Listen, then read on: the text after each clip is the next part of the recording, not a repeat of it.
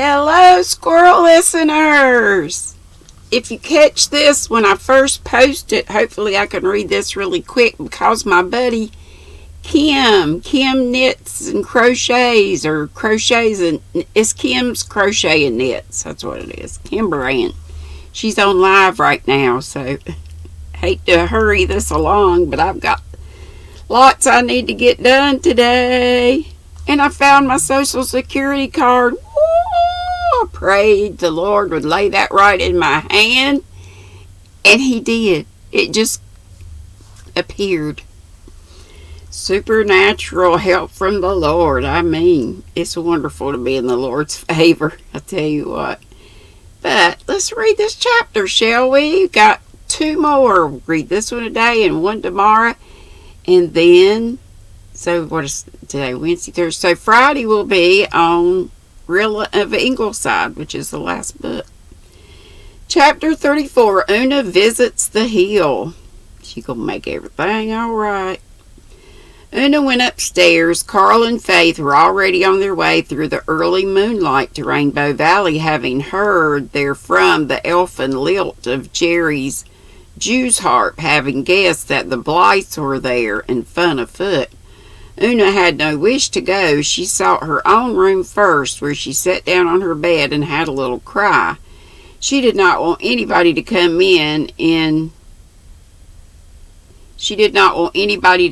in her dear mother's place. They had it. It said her dear mother. Anyway, she did not want a stepmother who would hate her and make her father hate her, but father was so desperately unhappy. And if she could do anything to make him happier, she must do it. There was only one thing she could do, and she had known it the moment she had left the study that she must do it, but it was a very hard thing to do. After Una cried her heart out, she wiped her eyes, went to the spare room. It was dark and rather musty, for the blind had not been drawn up, nor the window opened for a long time. Aunt Martha was no fresh air fiend, but as nobody ever thought of shutting a door in the manse, this did not matter so much, save when some unfortunate minister came to stay all night and was compelled to breathe the spare room atmosphere. There was a closet in the spare room, and far back in the closet a gray silk dress was hanging. Una went into the closet and shut the door, went down on her knees and pressed her face against the soft silken folds. It had been her mother's wedding dress. It was still full of a sweet, faint, haunting perfume, like lingering love. Una always felt very close to her mother there, as if she were kneeling at her feet with her head in her lap. She went there once in a long while when life was too hard. "Mother," she whispered to the gray silk gown, "I will never forget you, Mother, and I'll always love you best. But I have to do it, Mother, because Father is so very unhappy. I know you wouldn't want him to be unhappy, and I will be very good to her, Mother, and try to love her, even if she is like Mary Vance said stepmothers always were." Una carried some fine spiritual strength away from her secret shrine. She slept peacefully that night with the tear stains still glistening on her sweet, serious little face. The next afternoon she put on her best dress and hat. They were shabby enough. Every other little girl in the Glen had new clothes that summer except Faith and Una.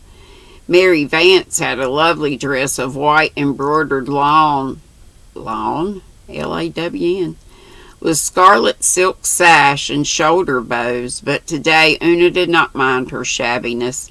She only wanted to be very neat. She washed her face carefully. She brushed her black hair until it was as smooth as satin. She tied her shoelaces carefully, having first sewed up 2 runs in her one pair of good stockings.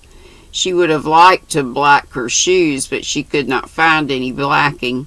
Finally, she slipped away from the manse, down through the Rainbow Valley, up through the Whispering Woods, and out to the road that ran past the house on the hill. It was quite a long walk, and Una was tired and warm when she got there. She saw Rosemary West sitting under a tree in the garden and stole past the dahlia. Is it dahlia? Dahlia. Whatever. Those flowers. Beds to her. Rosemary had a book in her lap, but she was gazing afar across the harbor, and her thoughts were sorrowful enough. Life had not been pleasant lately in the house on the hill. Look what I remembered.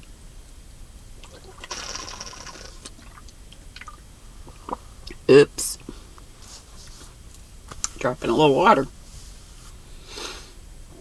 Look at me in short sleeves. It's going to be 70 today. This is my Yarnaholic shirt on the back. It has something like I'm one skein short of being featured on a episode of Yarn Hoarders or something. And I'm not short. I'm there.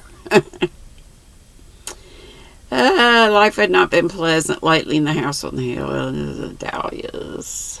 Where am I?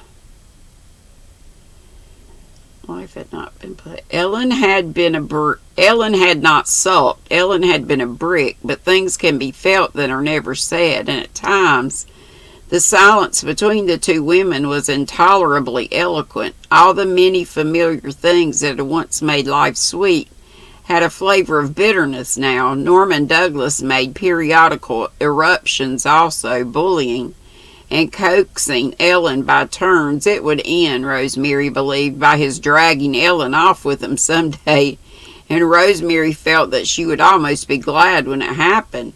Existence would be horribly lonely then, but it would be no longer charged with dynamite. She was roused from her unpleasant reverie by a timid little touch on her shoulder. Turning, she saw Una Meredith.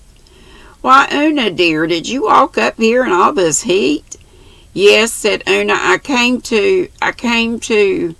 She found it very hard to say what she had come to do. Her voice failed. Her eyes filled with tears. "Why, Una, little girl, what is the trouble? Don't be afraid to tell me." Rosemary put her arm around the thin little form and drew the child close to her. Her eyes were very beautiful, her touch so tender that Una found courage. "I came to ask you to marry Father," she gasped. Rosemary was silent for a moment from sheer dumbfounderment. She stared at Una blankly. "Oh, don't be angry, please, dear Miss West," said Una pleadingly. "You see, everybody is saying that you wouldn't marry Father because we are so bad. He's very unhappy about it, so I thought I would come and tell you that we are never bad on purpose. And if you will only marry Father, we will all try to be good and do just what you tell us.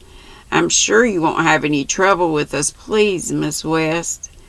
Rosemary had been thinking rapidly. Gossiping surmise she saw had put this mistaken idea into Una's mind.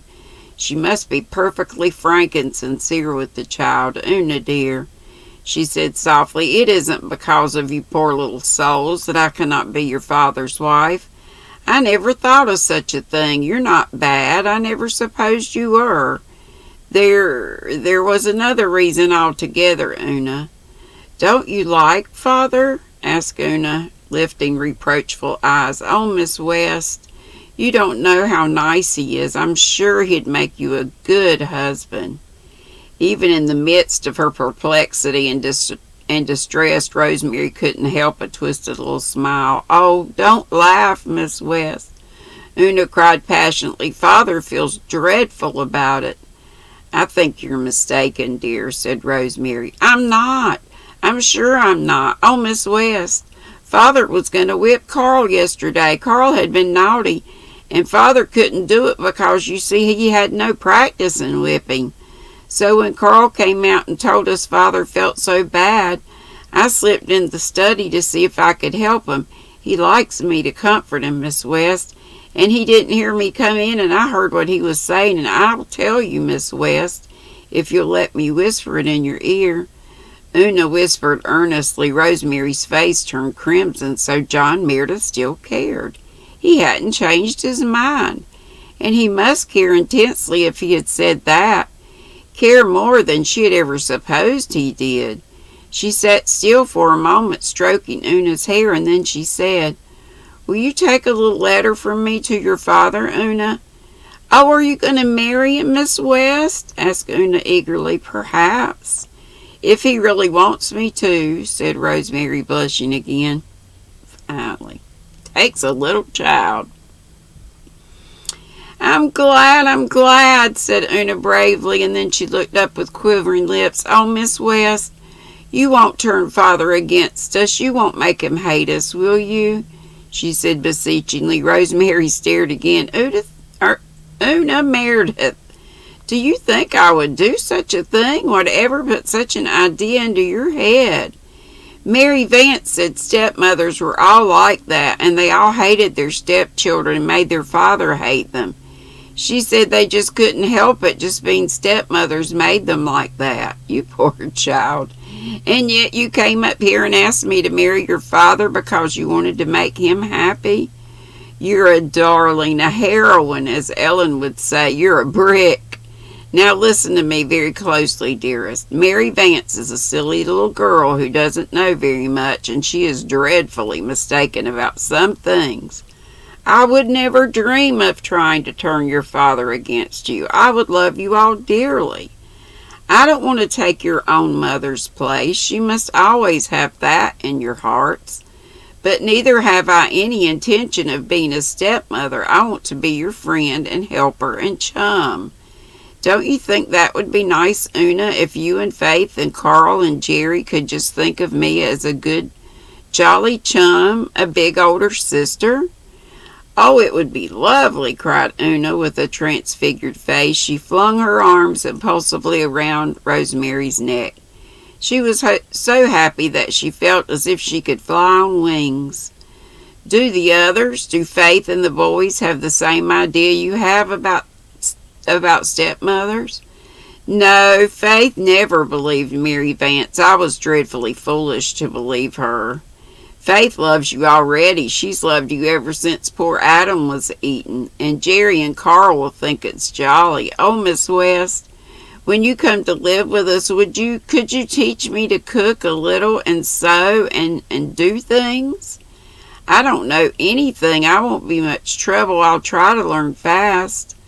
Darling, I'll teach you and help you all I can. Now, you don't say a word to anybody about this, will you? Not even to Faith, until your father himself tells you you may. And you'll stay and have tea with me? Oh, thank you, but I think I'd rather go right back and take the letter to Father, faltered Una. You see, he'll be glad that much sooner, Miss West. I see, said Rosemary. She went to the house, wrote a note, and gave it to Una. When that small damsel had run off, a palpitating bundle of happiness, Rosemary went to Ellen, who was shelling peas on the back porch. Ellen, she said, Una Meredith has just been here to ask me to marry her father. Ellen looked up and read her sister's face. And you're going to, she said. It's quite likely. Ellen went on shelling peas for a few minutes, and she suddenly put her hands up to her own face. There were tears in her black-browed eyes. I hope we'll all be happy, she said between a sob and a laugh.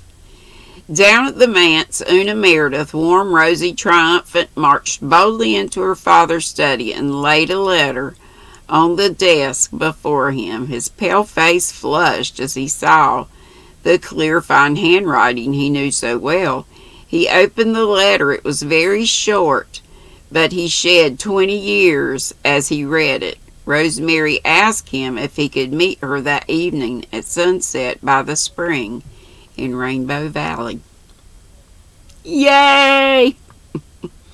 Chapter 35 is called Let the Piper Come, and that'll be the last chapter. Woohoo! I think, right? Yeah, because I said we'll start the new book that will be Rilla of Ingleside. Alright, y'all have a happy crafty day, and being as it's Wednesday, I will see you live at 5. Tea with me, GrannyDee. Love y'all. Be sweet. Don't be ugly. Bye-bye.